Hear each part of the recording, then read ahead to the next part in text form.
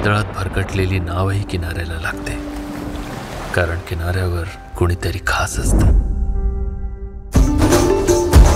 नमस्कार मित्रांनो, जी स्टुडिओ प्रस्तुत आणि महेश मांजरेकर दिग्दर्शित ही अनोखी गाठ हा चित्रपट दिनांक 1 मार्चला रिलीज झालेला आहे. काकस्पर्श, नटसम्राट, पांघरूण या दमदार चित्रपटानंतर महेश मांजरेकर पुन्हा एकदा एक आगळीवेगळी आणि भावनिक प्रेमकथा प्रेक्षकांच्या भेटीला घेऊन आले आहेत.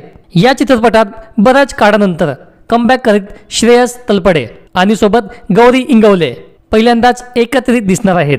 सोबत आणखी नावाजलेले कलाकार काहे दिया परदेस फेम अभिनेता ऋषी सक्सेना, जो तिच्या पूर्व प्रियकर रोहित या नावाने असतो, शरद पोंक्षे जे गौरीचे वडील म्हणून असतात आणि सुहास जोशी आदींनी या चित्रपटात प्रमुख भूमिका साकारल्या आहेत.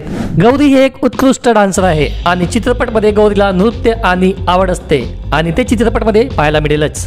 वडिलांच्या इच्छे आणि हट्टीमुळे तिच्या मनाविरुद्ध झालेलं तिचं लग्न अभिनेता श्रेयस सोबत होतं. यातच लग्नानंतर नात्यातील एकंदर कुटुंबावर कसा परिणाम होतो, कसा दृष्टिकोन बदलतो हे अभिनेता श्रेयसला कळतं. नंतर त्याला माहित होतं की तिचा पूर्व प्रियकर रोहित याच्याशी तिला लग्न करायचं असतं, पण ते होऊ शकलं नाही. अशा वेगळ्या भावनिक आणि निस्वार्थ प्रेममध्ये अभिनेता श्रेयस निर्णय घेतो की तिचं लग्न रोहितशी झालं पाहिजे.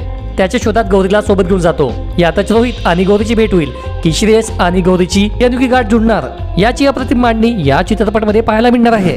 पांघरूण या चित्रपटातील गाणं एक झाले ऊन आणि सावली ते या चित्रपटात देखील पाहायला मिळणार आहे. त्यातून हे नाते कसे भरते याचे सुंदर चित्रण यातून सादर होत आहे. अशी ही प्रेम कहाणी आणि एक सुंदर कलाकृती आहे. प्रेक्षकांना हा चित्रपट नक्की आवडेल. शेवटी इतकंच म्हणेल की या चित्रपटाची कथा एक वेगळ्या दृष्टिकोनाने दाखवण्यात आली आहे. प्रेमी नेहमी निस्वार्थपणे असते, तर कधी हृदयाला तर कधी डोळ्याला भावुक करणारं असतं. या चित्रपटात रिमेक सारखं काही नाही.